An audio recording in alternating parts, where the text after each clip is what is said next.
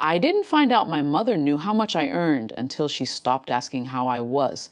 At a cousin's wedding, someone joked about corporate salaries and mentioned my company. I saw the way my mother's eyes fixed on me across the hall. She didn't smile. She calculated. 2 weeks later, she knocked on my apartment door. She wasn't alone. My younger brother leaned against the wall behind her, hands in his pockets, wearing that same careless expression he's had since we were teenagers, the one that says someone else will fix it.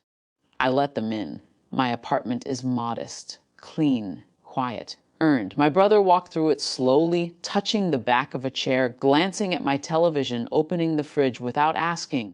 My mother sat down stiffly, her purse clutched on her lap like she was there on official business. She didn't ask how work was. She said, "We know how much you make." There was no accusation in her voice, just entitlement. I had been sending money home for years. Not a lot, enough to help with bills, enough to feel like a good son. I never announced my promotions. I never corrected anyone when they assumed I was doing fine. I thought quiet generosity was safer than open success. Apparently not. "He needs support," she said, nodding toward my brother without looking at him. "Things are difficult. Things have always been difficult for him. Jobs don't last, plans don't hold." Responsibility slides off his shoulders like water. I asked what kind of support. She named a number, monthly, fixed, larger than what I paid for rent when I first moved out. It wasn't phrased as a request. "You live alone?" She continued. "What expenses do you really have? We sacrificed everything for you." There it was, the ledger, the invisible debt. My brother laughed under his breath. "Don't act broke." I felt something familiar rise in me, the instinct to comply, to prove I wasn't selfish. I've always been the dependable one, the responsible one, the one praised for being mature while quietly absorbing what others refused to carry. But this time the urge didn't move my hands. Instead, I asked, "What's the plan for him?" Silence. "He'll figure it out," my mother said quickly. "You just need to help until then." Until then. The most permanent phrase in our family.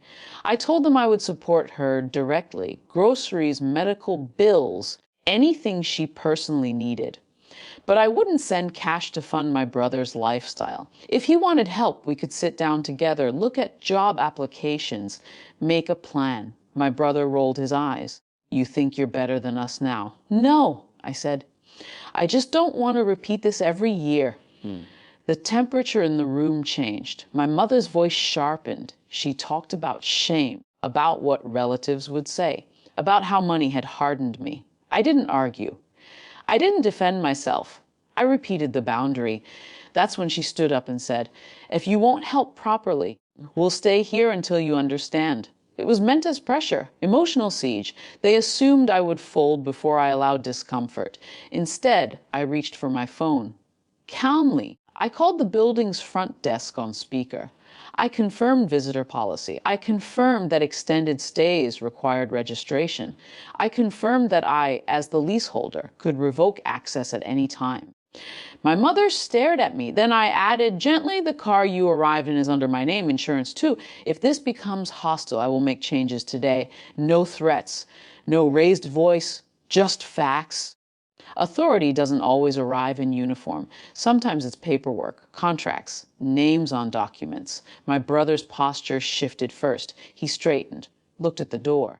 My mother's anger flickered into something else. Not fear exactly, recognition. I wasn't the child in her kitchen anymore. I was the adult whose signature controlled the room.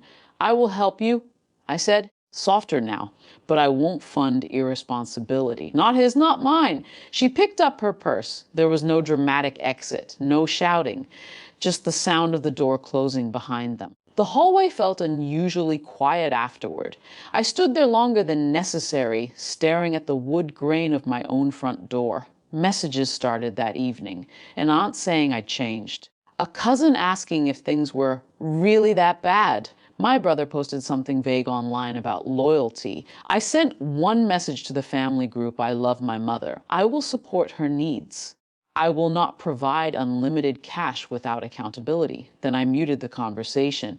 In the weeks that followed, my mother called again, not to demand, but to ask about a medical appointment.